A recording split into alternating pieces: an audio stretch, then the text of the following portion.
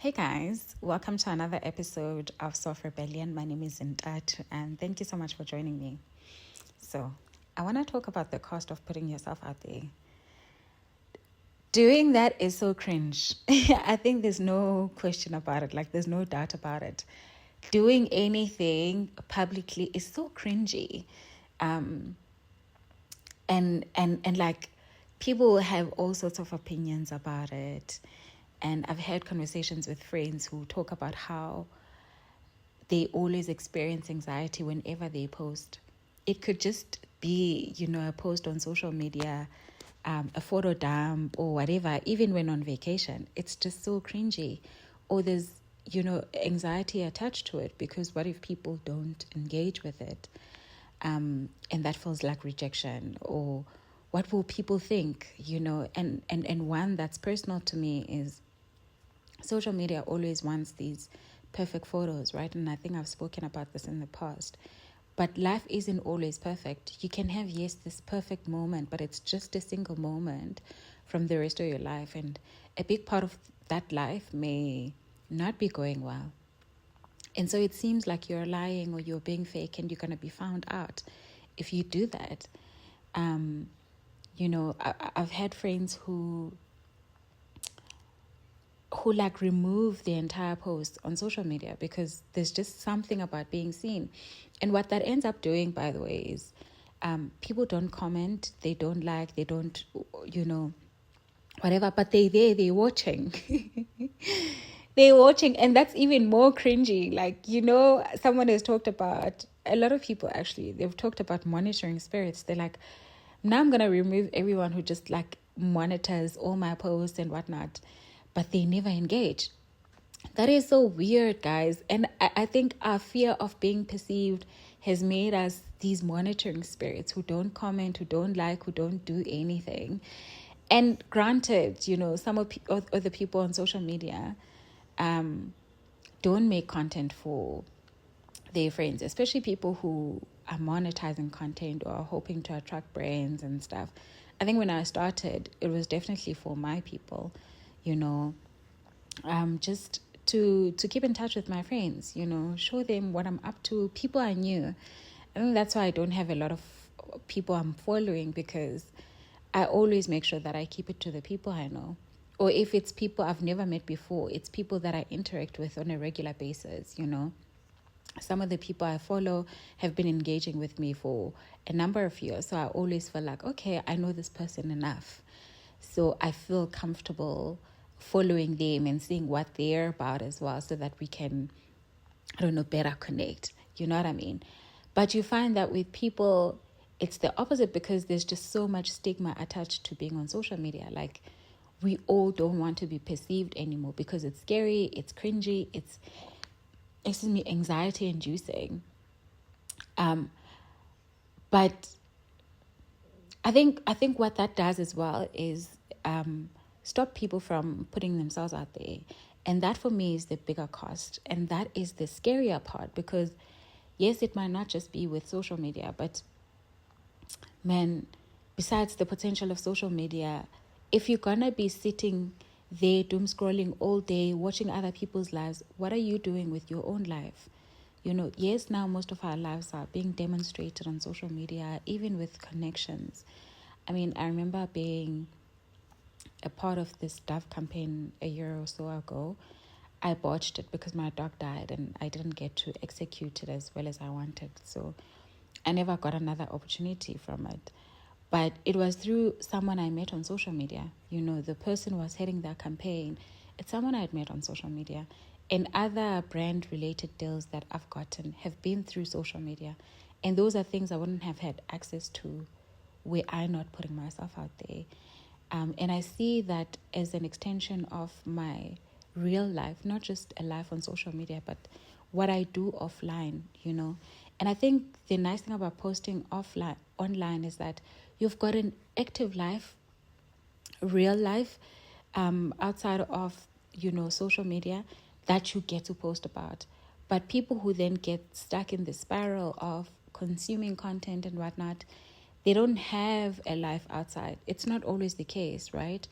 But I do find sometimes people can get glued to their screen so much and they don't do anything to stay active in their real life, to be present, to have experiences that are worth talking about.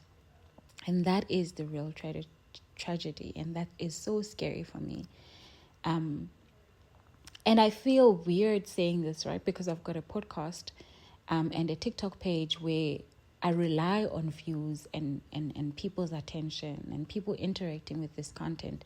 So it's almost as if I'm stealing from the thing I'm trying to discourage people from, In a way, I'm part of the problem. But I do hope that from sharing my thoughts in this particular way, people can at least control when and how much they're able to consume, as opposed to having an algorithm that sends them these things and they get stuck in a trance, and before you know it, it's like 12 p.m. and they feel like a ghost because they have to wake up for work in the following morning or for school,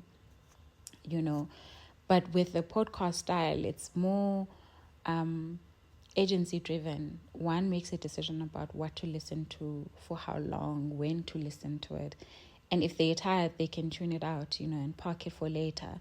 There isn't this sense of agency. So this year, I really want to see people be unafraid, firstly, to be themselves and to be perceived on social media. I think once you get over that fear of, oh, what are people going to say? Oh, but what does so-and-so think and whatnot? Then it doesn't matter. Like, nothing matters, I know I'm cringe. I know the things I talk about are quite sensitive and people think I'm crazy for it. At least people close to me, they always think, see, you're putting yourself out there. It's risky and dun. But there's also the benefit of I show up as myself. Like, you never have to doubt if I've got ulterior motives or I'm going to switch up or whatever. I am me. Like, what you see is what you get. And what you see on social media is also what you get. Maybe, social media may be animated a little bit because I do have to hype myself up for these videos. Or I'm capturing a moment where I'm extremely excited. So I'm speaking, excitedly about a particular subject. Besides those differences, the content is something I maintain, and that's why I feel comfortable sharing, even though I've got a professional life which may be affected, by my social media life. So that's number one. Number two, I really couldn't care less how people perceive me. I think the people who matter in my life are people who know me, not just on social media, but want to understand me. People will sit down and ask questions and see my character and see how I show up and show up for me, in the same ways. And like, it's people I've interacted with who value to me, like, I don't know, who matter to me. What anyone else outside of my inner circle thinks really doesn't matter that much because it's got no implications on my life, right? I am misunderstood a lot, and I understand part of that misunderstanding because I also cause it. I am complex. I am not just one thing. I'm many things.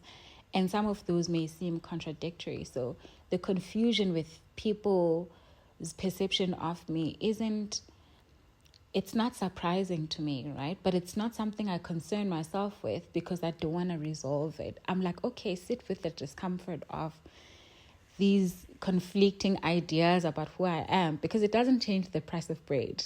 Like, it doesn't change anything, right? And the people in my life have a better understanding of who I am, even with the coexistence of these complexities, right? Or these conflicting ideas, but they've reconciled that, oh, Zintathu is just that person. But fundamentally, we know her to be 1, 2, 3, And I think I'm okay with that. I'm comfortable with that. I've seen how people who try to use social media to perpetuate a particular image of themselves or, to get some sort of approval or almost reconcile their identity based on how they're also perceived online, get this anxiety or this paralysis or this fear of being perceived. And I wish we could free ourselves from that. honestly, I really wish we could free ourselves from that. In part because I think every person has so much to give. Hey, like, and you can truly ever give of yourself, of your gift, when you free yourself from the ideas of other people about you. You know, there's so much freedom that comes with, not caring what other people think of you. But the biggest benefit of all that I've seen in my personal life is how it gets things done. You know, when you're unafraid to speak openly about certain things, you attract the right people in your life. You attract the right conversations, the right support, the right champions. It doesn't have to be people in your personal life, but people will always relate to something that's real because you're not the only one going through it. And because you have the courage to talk about those things openly, and many people don't have that, you're creating a safe space for those people to experience healing, to find resonance, and to find support. You know, all these things that we do need offline, since we mostly exist online now. You know what I mean? So I spoke about, a lawyer who had stolen funds from me. That was over 5 years ago, guys, already. There was an ongoing case that I'd opened. It was getting investigated. I kept getting called, and it was just not going anywhere. And all it took was me sharing about it on social media. It was beyond cringe, beyond cringe. Some of the people in my personal life messaged me privately, like, "Z, what's happening? Are you okay?" Even though some knew the story. But it wasn't a thing that they shared. It wasn't a thing that they commented on or whatever so that it gets enough engagement or traction, or and then I get this guy under pressure. But they spoke to me about it privately. And it got me questioning, or at least it got me to notice that, actually, these people never really engage with my content publicly. In part, it may be because of this anxiety or fear of being perceived or whatever else, right? Or whatever other reason. But I am so grateful to people who don't have similar anxieties, because it's for that reason that I've since gotten people who are willing to help. I've applied enough pressure, and it has gotten to this guy's ears, and that's all I wanted. That's all I hoped for. It was a forward movement, and putting that post out there, which was seen by over 80,000 people, or at least viewed over 80,000 times, and shared hundreds of times, saved and whatnot. It's through putting myself out there and being cringe and not caring that actually got me this forward movement I'm talking about. Had I not done that, I'd still be stuck in this very same place, in the same place. And by doing so, I found out that there's other people actually who've been victims of this very same lawyer. One was talking about over 500,000 rand.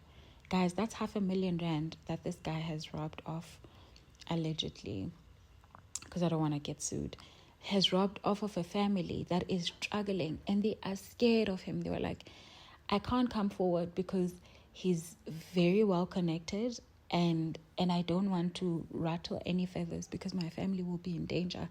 They're scared of him. And someone else also, similar. In fact, there's almost 4 people, including myself, who've had interactions with this guy that were less than, that were less than morally upright.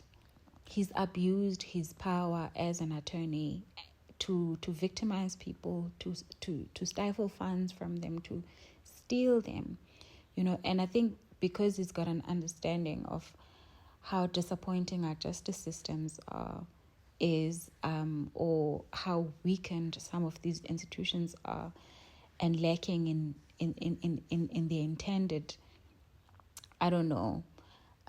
goal of holding them accountable, or at least getting some repatriations for us. He's using that to his advantage, So I am grateful for people who aren't afraid to be perceived, who aren't afraid to interact even publicly, even though they will be seen by others, or they will be cringe, because without those people, the power of social media, the power of like a collective action, the power of the mob doesn't exist. And someone also said, when you're online and creating content, you must stop thinking of your friends as like your followers or your supporters, right? And I got that because, yes, maybe initially I created content to try and keep up with my friends. And that's why I'd only be, following people that I knew personally, or people who'd interacted with my content for long enough that there was a sense of familiarity, and I was curious about what their own lives looked like, what their interests were, so I would follow, right? But once you start then making content with the intention of getting brand deals, or I don't know, growing their account, whatever, other than just keeping up with your friends, don't expect your friends to be your fans. Like, they're not going to be your followers. They're not going to... Yes, there are some who interact. And I'm going to say shout out to Smart. Smart listens to this podcast religiously.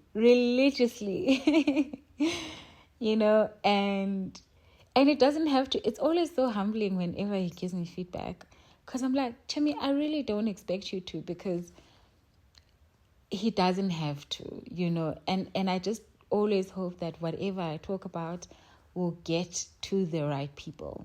And yes, I know I'm not doing anything to promote it or whatever. At some point I will, maybe. But right now I just don't have the capacity to do so. But I can always trust in the universe to bring this messaging to whoever needs it, right? So to know that my friend supports me. Amanda also listens to this religiously, and I'm like, oh girl, so when my friends listen, it's always so touching. Malebu left me a review the other time, and some couple of people as well. It's humbling, to be quite honest. I don't want to take that for granted, but I also have freed myself of the expectation that my friends have to interact with my stuff, because Zuki said once, it creates a lot of you'll start hating on your friends, you know what I mean, for no reason. You'll start seeing your friends as haters, especially if your business is connected to this thing and they're not being supportive. So rather let it go. And I got that because I was also in this, in this mindset with one specific friend, and I kept asking myself, yeah, but she's on every celebrity's comment section. She's liking their things, reposting, whatever. But why isn't she doing so with mine? Especially because I'm also a groupie. And guys, I love a groupie moment, not just for celebrities, but for my friends. And the celebrities that I like are people who have authored books. Like, I will go crazy for authors, right? I don't listen to music much, so it's never really musicians. But like smart people, I saw Lindiwe Mazibugo the other time at Poetry, and I was like, hi, are you Lindiwe? And we had a moment with her, and she was like, yes, and we spoke, and her face looked flawless, and I was like, oh my goodness. And if I were to see Prof. Pumla Kola, I definitely have a moment with her. Which reminds me, she actually invited me to her house when I used to travel and do cool girl things in my consulting firm. So those are the kind of people I'm going to go crazy about, So those are the people on whose comment section you're going to see me, because I'm just crazy about them. But obviously runners, now that I've taken up running, you're going to see me on a lot of runners posts. Also because they are so incredibly supportive. One thing about runners, they will cheer you on, they will like your post and tag and, all those things. There, it just feels so easy and so reciprocal. So you never have to wonder. And that's why I'm also like filterless when it comes to that. But yeah, I don't know what kind of interests the people who listen to this podcast have, other than those close to me. I do recognize that I've got an international following, which is insane to think about. There's 21 countries in total that listen to this podcast. And so I don't know what kind of professions people are into, or what interests them. But I would like to just emphasize that in whatever you're interested in, don't expect the people in your life to be the primary supporters, to be the primary viewers or fans or whatever. Even in business, like if you're making a product for your friends and family, then you don't have a sustainable business. You know what I mean? It has to extend beyond that. I'm thinking about Rina as well with her Reach Factory business. If she only made clothes for her friends and family, it wouldn't be sustainable, because sometimes you don't have money, or sometimes you want to buy other clothing brands because we can't wear Reach Factory all the time. Like people go to work or whatever. Or we buy Reach Factory because it's for a special event and we want to feel nice and colorful and beautiful. But that's not how we show up every day, right? So that would mean that she's already exhausted that market and there won't be any more sales. She has to expand to people outside. And when we don't have the funds to buy, or simply don't want to, it's not something that she can hold against us, because we aren't a primary target audience. Obviously, when we do it, then she's happy, like, oh, thank you so much for the support or whatever, right? But it's never the primary intent. And I think our interactions online should be that way as well, unless it's something that's very uncomfortable and you feel like, oh, I can't ignore it. Yabona Lona is like proper monitoring spirit vibes gengoku. Then extagnish. Like there's no way. But I think releasing people from the expectation of being there for us, interacting with our staff, or, being our cheerleaders, is freeing for ourselves as well, The expectations, freeing yourself from expectations and potential disappointment. Unless, if I had my partner, I would expect him to be my number one cheerleader, especially with like brand stuff, or business related stuff. You need that. Yeah. So anyway, I hope you guys free yourselves from the shackles of, expecting your friends to be fans, or to be your, supporters and whatnot, especially in our social media use. That way we can also release the hatred or whatever. But on the other hand, I do hope as friends we also, and I suppose as people in general, we free ourselves from the fear of what are other people gonna say, of being perceived and whatnot, because the opportunities are ample. Like, especially if you're a creative who writes and hopes to do something about that, or you do something that matters. Like, there's so many incredible people, and I'm thinking, your voice, it matters, right? But obviously it has to be something that you enjoy doing. I enjoy sharing. And so putting myself out there doesn't feel like work. I only record podcast episodes, for instance, when I feel like it, when I'm inspired. And when I feel like I'm forcing myself, I literally stop. I stop recording sessions because I'm like, oh, it doesn't feel right. It doesn't feel like me. It feels like I'm forcing. The energy is just not right. And it doesn't mean I have to be hyper all the time. There was one episode where I was actually crying. But I felt compelled to share about the thing. There was a reason for it. So I think if you are someone with, something to say and really want to share that with the world, I'd encourage you to get over your fear of, being seen, of doing the thing, because I promise you, by not doing anything, you stay exactly where you are. And there's no bigger regret than like stagnating. I think that is such a shame. Because here's another thing. No one is making it alive. Like, no one is making it out of here alive. There's nothing to fear. Like, I don't know what we're so scared of, because the leaders that we look up to are morally corrupt. The people that we aspire to be, who are rich and whatever, have accumulated all this wealth and whatnot, they have trampled on people's rights. Guys, there is literally nothing to fear other than your stagnation. Like, the biggest fear of my life is never fully realizing my potential. And by being afraid of putting yourself out there, you're basically choosing that. You're accepting that, hey, I'm okay being who I am now. If 30 years down the line you want to be this person, then don't try. Don't put yourself out there. Don't do anything uncomfortable, But I promise you, you will regret it, because you have to move. You have to improve. You have to get better for your own self, not for anyone else, Yeah, that's all I wanted to share. Thank you so much for listening. And I do hope to see you guys at the next episode. This was a little bit all over the place, but I hope you got the gist of what I wanted to say. Get out there. Be comfortable with being uncomfortable. Be comfortable with putting yourself out there, being seen. It doesn't matter. Like, none of it matters. I was thinking about this. Like, it really doesn't matter. It doesn't matter what your parents say. It doesn't matter what your siblings say or think. What anyone says or thinks.